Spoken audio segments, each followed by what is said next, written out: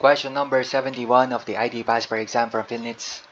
We are now in the strategy portion of the exam. In this question, we are being asked, Company A is a large company with multiple offices nationwide, and it created BCP that envisaged the total destruction of the head office building in a large natural disaster. In consideration of the purpose of the BCP, which of the following is Company A's most appropriate BCP?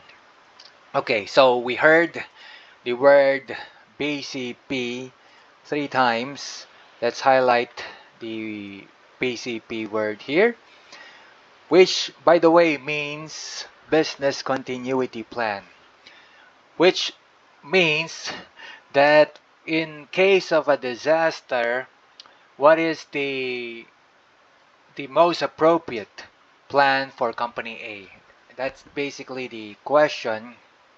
And to answer this, we'll of course have to read the choices available. Letter A, for example, is telling us that in order to prevent damage by a fire that occurs after a disaster, replacing curtains and other such things with flame-resistant products and planning regular checks of fire prevention equipment would be the most appropriate BCP. I think this is not the correct answer because it looks like it's a way to prepare for a disaster, but not really a total destruction kind of disaster where you don't have anything else left to pick up and use after the disaster.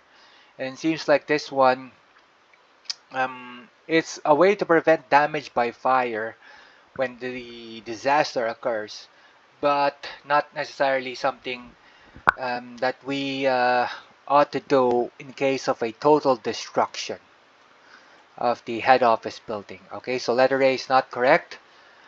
Let's move on to the next letter, which is letter B. In order to swiftly respond to instructions from the head office when a disaster occurs, establishing a procedure to completely halting work at all offices and have all employees stand by until an instruction is received from the head office is the most appropriate BCP. According to letter B, I think this is also incorrect because it's saying that we let the employees stand by first until the instruction from the head office arrives.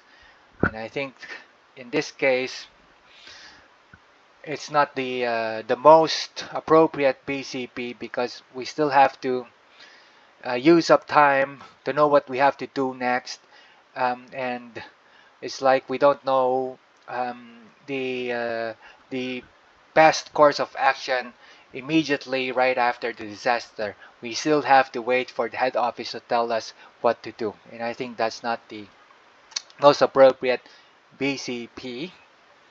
So we put an X mark here for letter B. How about letter C?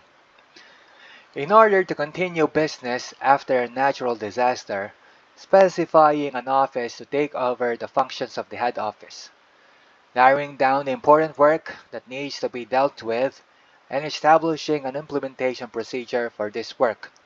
This, supposedly, according to letter C, is the best course of action for a business continuity plan, and I think this is actually the correct answer.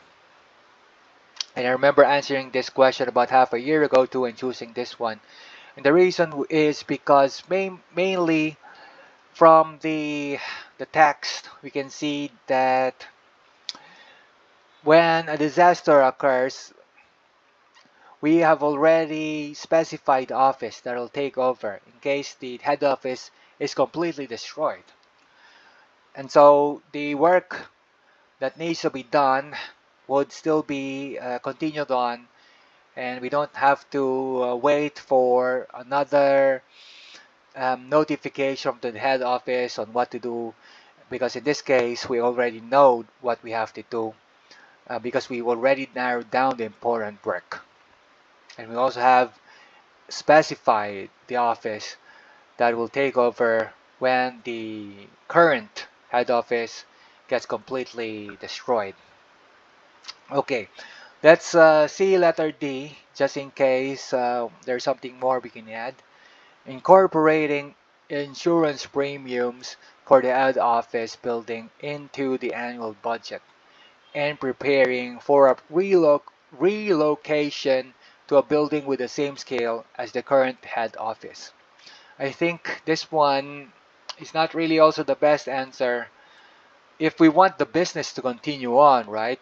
It looks like we're gonna put a lot of these insurance premiums when the head office encounters some kind of a disaster, but it's like um, it's a way for us to get money out of a disaster, but continuing on the business, I think the most suitable action plan would be letter C, specifying the office that will take over in case the building gets destroyed. It's good to have insurance premiums too, but of course we need something more to get the business going, continuing on, and not just having all these insurance premiums and money when the disaster occurs and not know what to do next, how to get the business moving again. Okay, so again, the best answer, the best continuity plan is letter C.